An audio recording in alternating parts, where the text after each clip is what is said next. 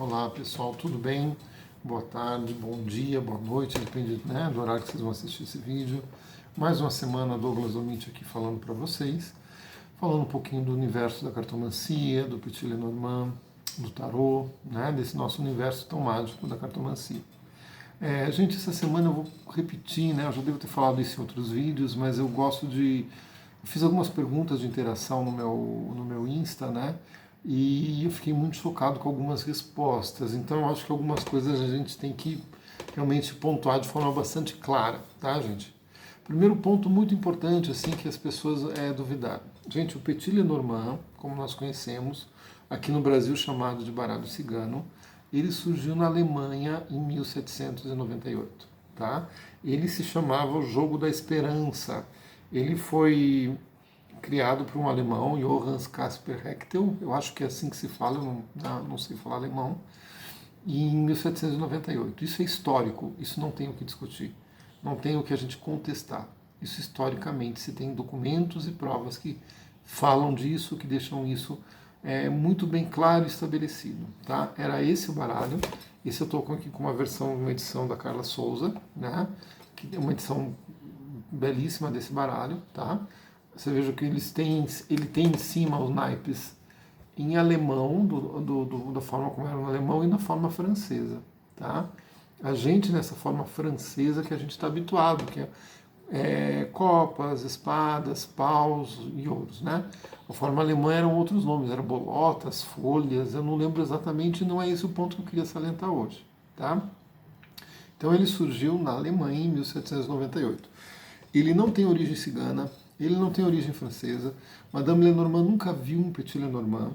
Tá? Isso foi uma jogada de marketing, porque o Johannes Caspar Hechtel ele morreu e os direitos autorais desse baralho ficaram soltos na Europa.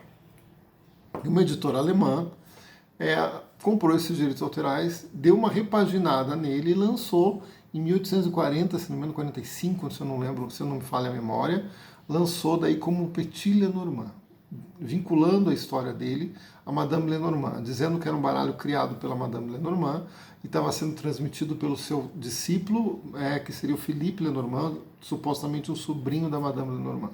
Né? E daí vem um Petit Lenormand, até não peguei uma edição dessas mais antigas para vocês verem, mas vem aquele formato desses baralhos que a gente conhece, né? Muito similar àqueles baralhos do Brepols, daquele alemão, né, da corujinha, são naqueles formatos mais ou menos.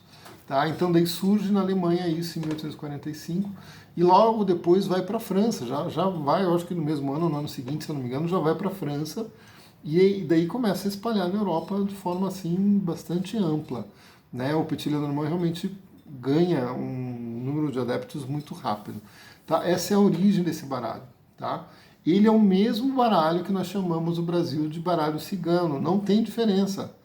Tá? O baralho é o mesmo, a interpretação é diferente, se interpreta diferente. Eu vou olhar o Petit Lenormand, por exemplo, eu trabalho com a escola europeia, então eu vou olhar as cartas dentro dessa visão da escola europeia, dentro da tradição europeia.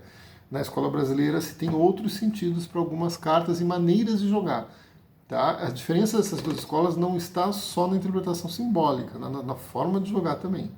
A mesa real como a escola brasileira faz é de uma forma, a mesa real como a escola europeia faz é outra. Tá? A forma como nós expusemos as cartas são diferentes também, tá bom? Então existem essas duas abordagens diferentes do Lenormand.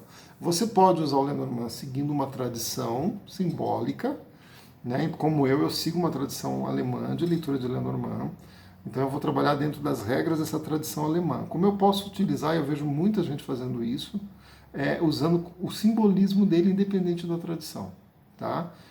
É quase como, eu diria assim, tarotizando um pouquinho o Lenormand. Eu não gosto de fazer esse processo. Eu gosto de seguir o processo da escola tradicional alemã mesmo. Tá? Então são formas diferentes de trabalhar o Lenormand. Quem está certo, quem está errado. Ninguém está certo, ninguém está errado. Cada um tem que seguir aquilo que sente que para ele faz sentido e que funciona na prática. Tá? Isso aqui é importante. Tá? Então esses dois pontos são muito importantes de salientar, deixar bem claro. O Petit Lenormand é o baralho de origem do baralho cigano. Ele veio para o Brasil, daí aqui foi chamado de baralho cigano, foi muito vinculado à Umbanda e à mediunidade, né? Não é necessário se ter mediunidade para ler o Petit Lenormand. Você tem toda uma técnica, uma história técnica de como fazer esse trabalho com ele, tá? Mas no Brasil nós vinculamos muito ao aspecto mediúnico e de vidência. Não é necessário, tá bom? Mas aqui ele foi muito vinculado à Umbanda, principalmente a linha dos ciganos dentro da Umbanda, e se desenvolveu, até tem a Kátia Bastos, que foi a fundadora da Escola Brasileira de Lenormand, né? Que ela lançou o tarô cigano dela em 1990, se não me falha a memória, que eu acho lindíssimo, acho um trabalho muito bacana.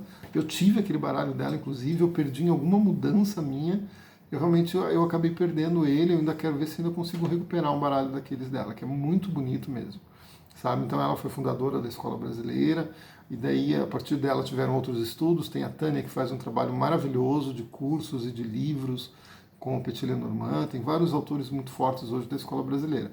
Ah, qual escola é melhor? Aquela que você se sente bem, tá?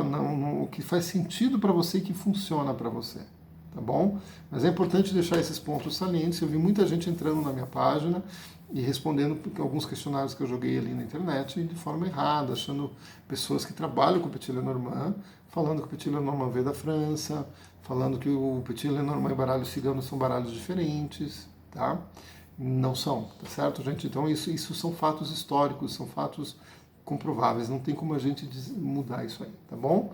Isso é mais um esclarecimento que eu queria deixar para vocês essa semana, uma lembrança da história desse baralho tão bonito, que a gente tanto ama, e que é tão possível de diversidades, formas de olhares diferentes para ele, tá certo? Boa semana, até a próxima.